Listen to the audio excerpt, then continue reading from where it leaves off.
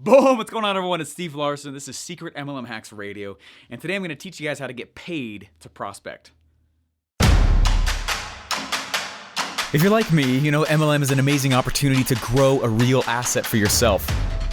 But you also see that there's huge issues starting to emerge. Like, why haven't big MLMs let tactics change in over 30 years? Or why have they been cutting commissions smaller and smaller? Or even, how dumb is it that old MLM rules say you'll get in trouble when you use the internet to grow your team? These are some of the blaring questions we all face today. This podcast will show you how real MLMers like us are waging war on the old dying methods. And we aren't cheating by only bugging uninterested family and friends. Follow this podcast while I expose the shocking methods I'm using to build my 10,000 person downline and get people begging to join my team daily. Here's to the new tactics without all those old, rusty MLM shackles. My name is Steve Larson, and welcome to Secret MLM Hacks Radio. What's up? Hey, so several years ago, I'm talking like four years ago, I had this idea. And the idea was I was about to join an MLM, and I already had, and it wasn't going well. I was walking down Main Street, literally, recruiting people straight off Main Street, and it worked.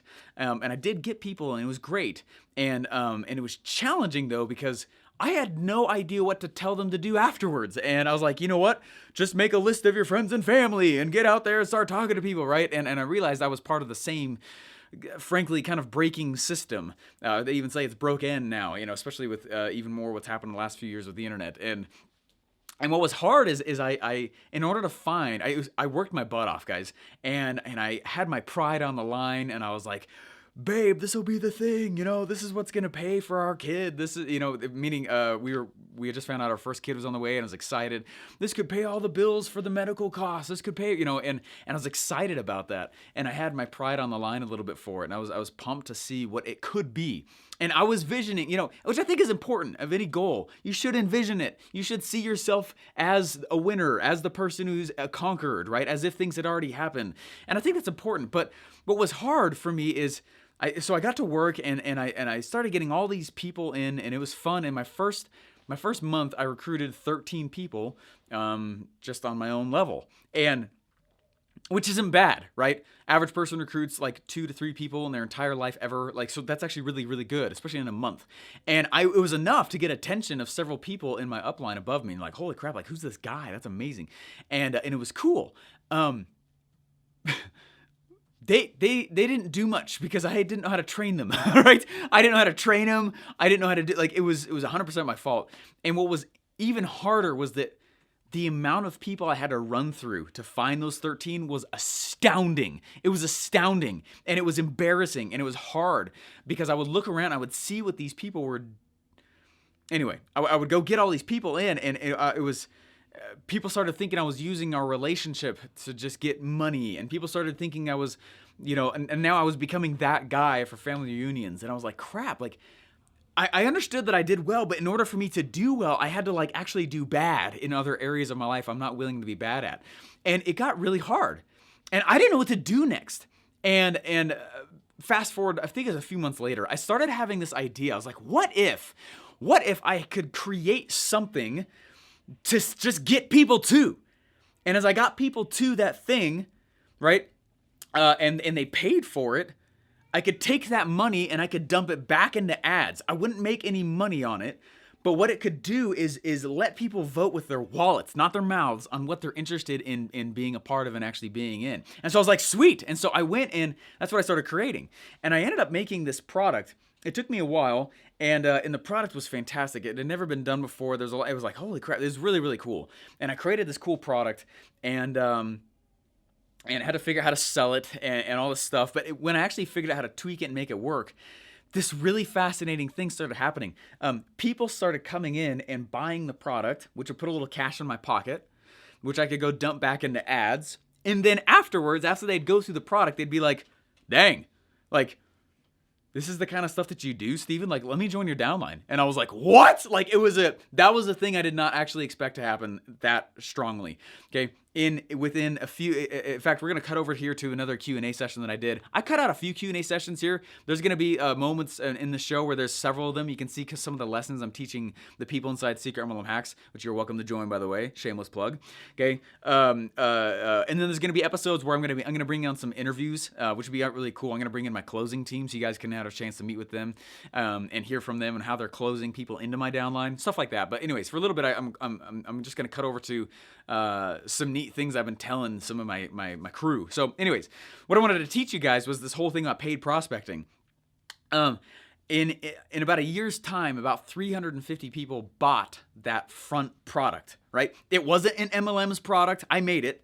It wasn't anyone, like, it was just mine, right? And it was an info product, so it was easy for me to fulfill. I just sent a link with the stuff, right? And it was one of my first times really creating something just truly awesome, but took a while. And it was like, I learned a lot. I did a lot right, and I did a lot wrong. And anyway, what was cool though is of the 350 people that came in, people started saying and reaching out to me and saying like, dude, whatever you're in, I want in. And I'd be like, I haven't even told you about the opportunity yet. Be like, I don't care. What are you in? I want in. I'd be like, what are you talking about? It was interesting. Don't you want to hear my home presentation? You haven't even gone to a hotel meeting. How come? When can I three-way you in something? Like, dude, I don't care. What's your link? What are you in? I don't even care. Give me the link. I'll find out when I click the link, and I'm going to come in. I'm like, whoa, are you serious? And like, yeah, by the way, I've got a team over here. I've already spent 10 years recruiting. I've got 10,000 people in my downline. I'm going to drop this out to them as well. And I'd be like, what? And it was shocking to me. And guys, I started stumbling on more of this principle and concept of creating something that my MLM doesn't own, right? It doesn't own. And then I could drive traffic to that, take some money from it when they bought, which tells me they're a more serious MLMer. And I don't have to have stupid conversations with people who aren't in MLM. Like, is this a pyramid scheme? And garbage like that, right? I don't do any of those conversations, right? I know it sounds like too good to be true, but like, that's why I'm doing this freaking podcast. And when I'm doing so much stuff in this, I'm kind of in your face about it because no one's talking about this stuff. Okay. I've got a lot of cool products out there now, right? And now once I learned the pattern, I was like, dang, I should really do that for real, right? And so that's what we've been doing. And that's a lot of what Secret MLM Hacks will teach you to do. And like the isms in between. That's module 3, I think, where we talk about that. And there's lots of modules in there, but like, anyway, where we talk about how to create something to get paid to prospect, get people who are already in MLM to come and vote with their wallets, right? And how to create that product, how to put it together and be sexy and attractive to those who are already in MLM. So then they come in, they pay a little money with their wallet, right? Instead of their mouths, which is terrible. They actually put their money where their mouth is. They come on in. I can take that money, not take profit, and go drive it back in ads and be speaking and be louder than whole giant massive downlines inside my MLM. Okay? It's freaking awesome. And it works. It's working quite well. That, my friends, is how we've had people recruit several hundred in a month, right? We had one freak of nature do like almost 1,000 people in a month. It's nuts, okay? This stuff works. That's what Secret MLM Hacks teaches you. But what I wanted to do is just pull out part of me talking about one of these concepts called paid prospecting, just to get your gears thinking about that and thinking about like, oh my gosh, like that's why this works so well. And so I'm going to cut over here and I'm going to walk you through some more it's a question somebody had about creating one of the, I call it the paid prospecting product, the PPP. Okay, I need a better word for it. But it's a product that we create that is not owned by anybody else except yourself and is not for profit. It's to completely liquidate ad cost. Because if I can, right, you guys remember there's a podcast episode I did a few episodes ago. It was all about the 3 different costs in MLM and how you can either buy somebody with your time, right? And say your pitch over and over and over and over again and spend, which is stupid in my opinion, which is why I'll never do a home meeting. I'll never do a hotel meeting. I do not get on the phone. Okay, I just don't. Okay, the internet is here. I'm going to leverage the crap out of it. People want to be in your downline, my friends. People want to build a real asset. They already want that. How do I talk to people who want it? Not just those who could be in my downline, who could be in it, who could, you know what, that person really needs this opportunity. No, they don't. Okay. No, they don't. I only go for those people who want this. And that's how I play the game. So we're gonna cut over real quick now, and I know this is a little bit of a longer episode again, but I gotta stop apologizing. Whatever, these are freaking awesome. Okay, I'm gonna click over. We're gonna watch this next piece here, but what it is you're gonna see me go through and kind of dive in a little bit more about this whole thing called paid prospecting and how we do it and how it's working so well. And then what I do is when someone comes and joins my team, I give them all my assets and tools that are already pre-built that they can just go right. And I'm not pitching you in my stuff. What I'm telling you though is like that's how I run it. So that I go create these cool products, and then people can just take them when they join my downline. And now I'm more attractive than everybody else in my MLM. I gotta go join Steve Larson. I gotta go join him. If I'm gonna go join that MLM, I need Steve Larson because he's got all these assets for me to grow my thing and actually make this a real business, not a stupid side hobby. Okay. We're throwing rocks, right? Are we cool with that? Got some thick skin on today? Cool. Okay. So that's what we do, and that's how I run it. And so anyways, without me continuing to talk over and over again, we're going to cut over, and I recommend taking out a piece of paper to show you guys a little bit about what I've been doing with paid prospecting and how I actually pulled it off. And frankly, I kind of stumbled on it, and it's worked fantastically well, and that's what we call it. So anyways, guys, let's go over to the next thing here. Grab a piece of paper and go ahead and have a listen to this Q&A session. And to make sure, because I get it, right? Technically, it's their business, not mine. Does that make sense? It's one of the reasons why, like, I do what I do here, right?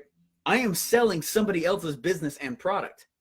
And so one of the easiest ways for you to go and be successful in this game is for you to build your own business on top of theirs, right? That fuels it. That's why my stuff works so well. That's what I'm trying to teach you to do, right? And so if you got, right, it's not your business. Even it, right? Yeah, frowny face there, right? It's not. Like if you go in and you start looking at it, right? I don't care even if they call it like, it's your position. It's your position, but you're licensing basically their products, right? It's like a glorified affiliate a lot of times, right? So I'm just being real with you, right? That's how it works, right? And so you don't have any assets. The general MLM has no assets at all.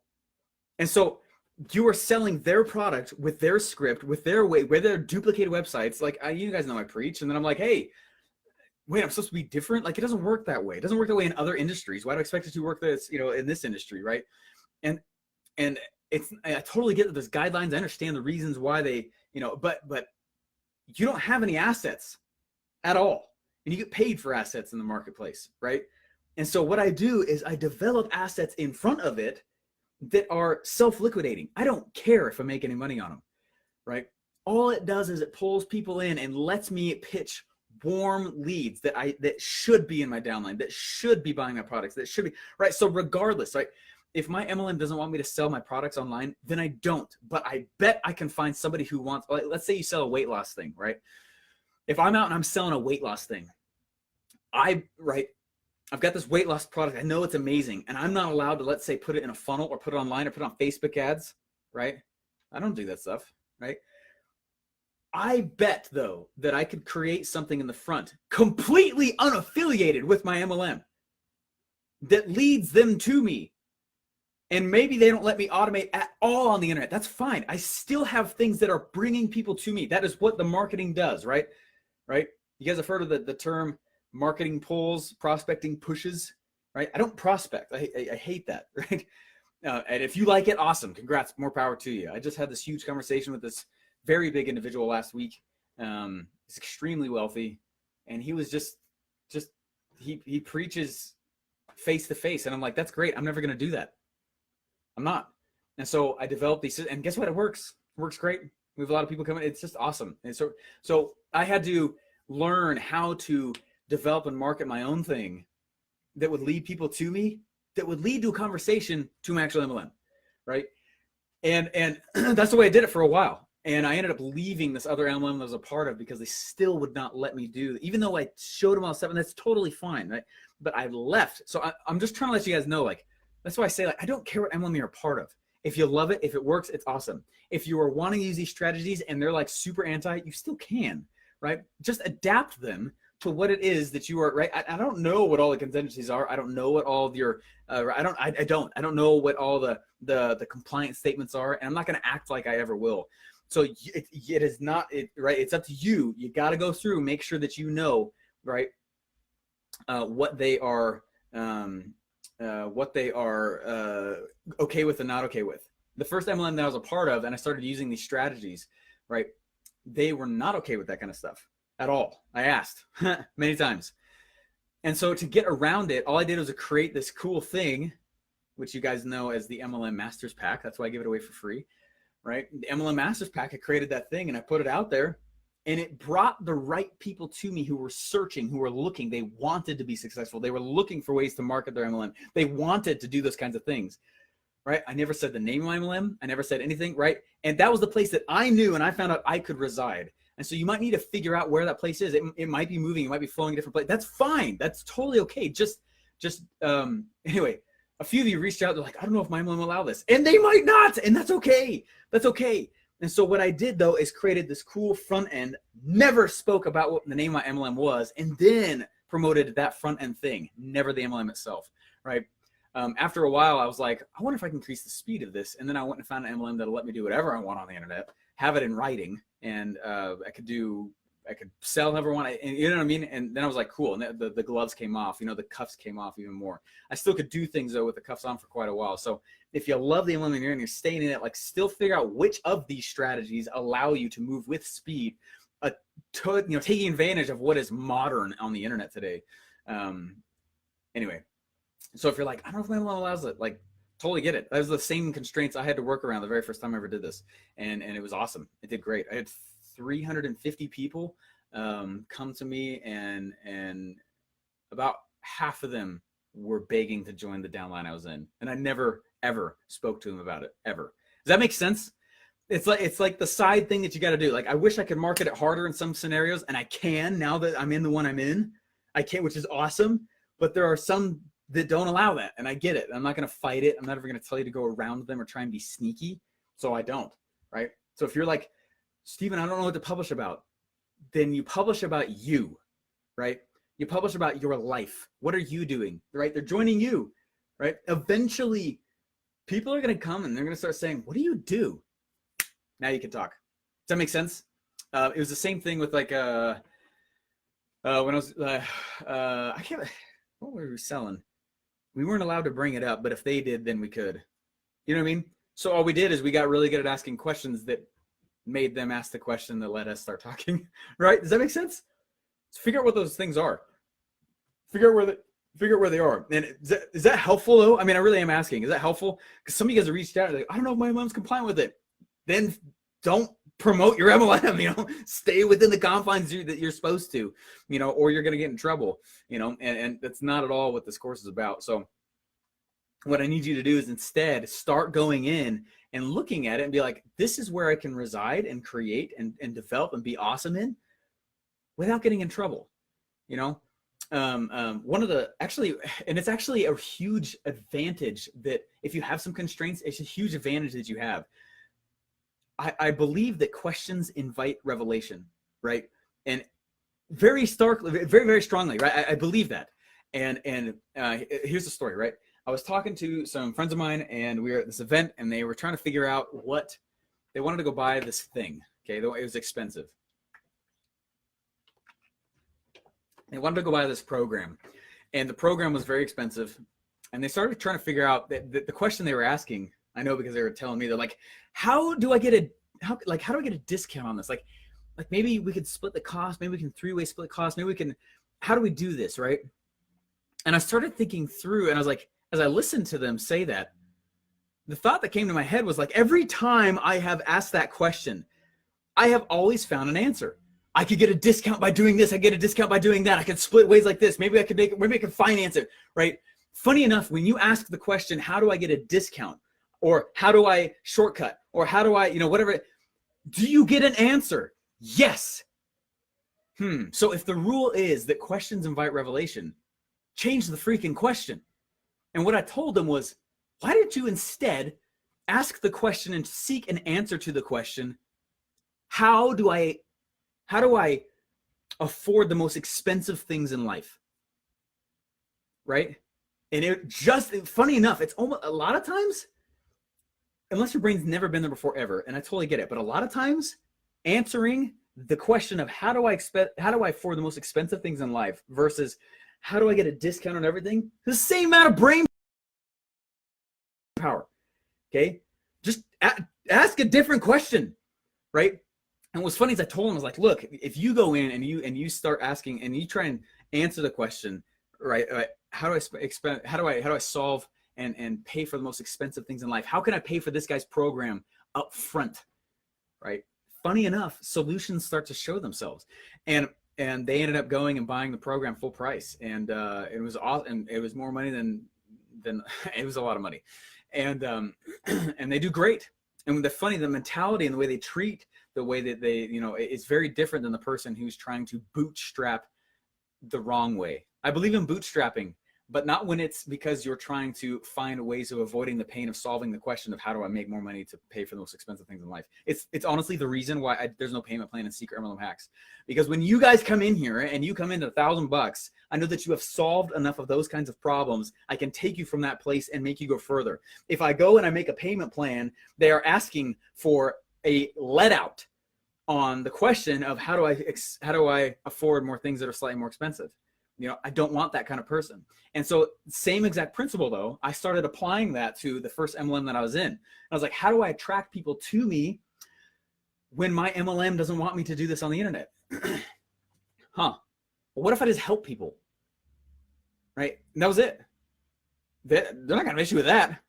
And it led to, right, 350 people going through it, and then about half of them asking to join my downline.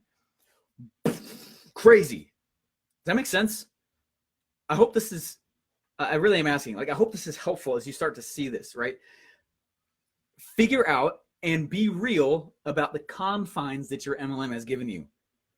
But then turn around and start seeking questions, right? Start seeking answers to questions that might seem like they're a total roadblock. Funny enough, that is where a lot of blue ocean strategists live. And when you do figure that out, and I've already paved the path like 99% for you, right? All you got to do is you just got to go in and start plugging and playing. Okay, Steven, module 1 I can use. Man, my MLM won't let me use the strategies inside of module 3, right? Oh, but I could totally use module 5, but my MLM won't let me use the bonus module that's there. That's fine. Like whatever, you still will recruit vastly more than the person who's not using any of them, right? And then you go in and you duplicate and you teach your downline the same process and go through. And that's exactly what we're doing. That's exactly the reason why, the next 2 days I got key members of my MLM, of my downline here in Boise right now. In fact, they're all flying in right now. For the next 2 days, I'm going to go through and we're going to finish setting up the last few pieces, help them bridge the gap between I understand versus I can teach how to duplicate. Does that make sense? We're bridging that last final gap there. And yeah, so. Hey, thanks for listening. Please remember to rate and subscribe. Hey, I know it's tough to find people to pitch after your warm market dries up, right? That moment when you finally run out of family and friends to pitch. I don't see many uplines teaching legitimate lead strategies today, though. You see, after years of being a lead funnel builder online, I got sick of the garbage strategies most MLMs have been teaching their recruits for decades. So whether you simply want more leads to pitch or an automated MLM funnel, head over to secretmlmhacks.com to join the next free training. There you're going to learn the hidden revenue model that only the top MLMers have been using to get paid regardless if you join them. You're also going to learn the 3-step system I use to auto-recruit my downline of big producers without friends or family even knowing that I'm in MLM. If you want to do the same for yourself, head over to secretmlmhacks.com now. Again, that's secretmlmhacks.com.